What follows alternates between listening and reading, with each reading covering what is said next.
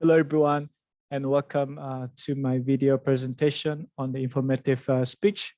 And so today I'm going to take a few moments of your time to talk about on this one process, which is called Video Assistant Referee, also known as VAR, which is currently being using in modern football, or also known as soccer in some place around the world. So the purpose of my speech today is to train and also to educate the audience about the theory and the category of the decision and also the procedure behind the VAR.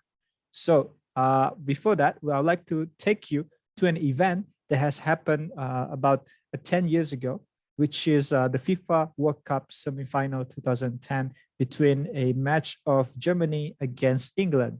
So in that match, Frank Lampard released a shot and that ball was able to pass the goal line, but even though the replay clearly showed that the ball passing the goal line, the referee did not award a goal. And as a result, the match is ended with England lost the game.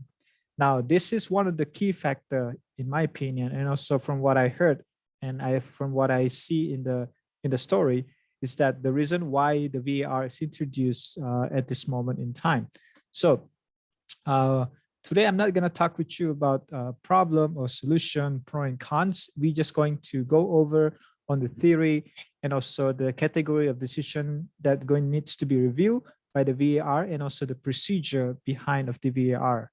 Okay, so the first one is about the theory, is that the match official, which is the referee, there's going to be a head referee that's going to be in charge of the game in the field, and then it's going to be a few of his colleagues that going to be watched somewhere else in the stadium. So they're going to communicate with the head referee using a video footage and also the headset as a method of communication concerning any decision that's going to be made.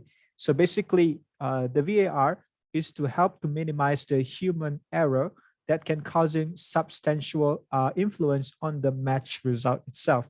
So the system seeks to provide a way for a clear and obvious error and serious misincident to be corrected.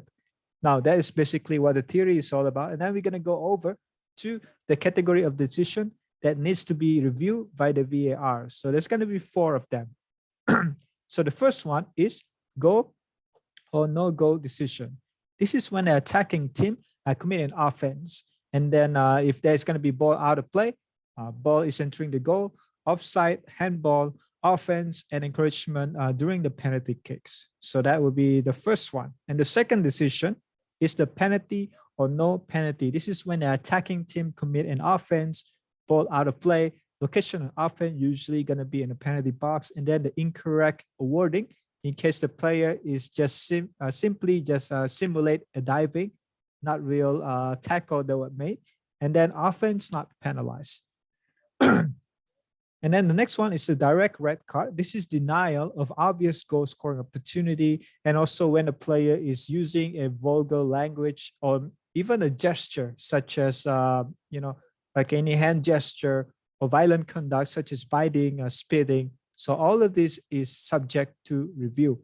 And last not least, for this category would be the mistaken identity. This is usually happen with the referee who mistakenly awarded a red or yellow card to an incorrect player, but instead of giving it to the one who commit the foul. So basically that is the category of decision that's subject to be reviewed by the VAR. Next, we're going to go over to the procedure behind the VAR. So as I was mentioned early on, there's going to be a team that's going to be set up in the stadium. They're going to help with watching the video footage, and then they will help the head referee, okay, to do a silent check that is falling under the 4 reviewable category as was mentioned just now. So what happened is that they will communicate this to the referee, and this doesn't really require further action and usually does not cause any delay to the game. So if the decision is correct, they will give the green light to the referee. If not, they will inform the head referee that something needs to be done. And next is the on-field review, also known as OFR. This is conducted on the recommendation of the VAR to ensure the referee always make on-field ruling, does not rely on the FR for every close decision. Next is the offense relating to the VR process are codified within the law of the game. So both player and the team cannot intervene with the decision process. Otherwise, they're going to be cautioned because of that lack of sportsmanship. All right, so basically, this is the speech that I'm going to give today. So I hope with this explanation, it will help the viewer to understand the perspective behind its creation at the first place.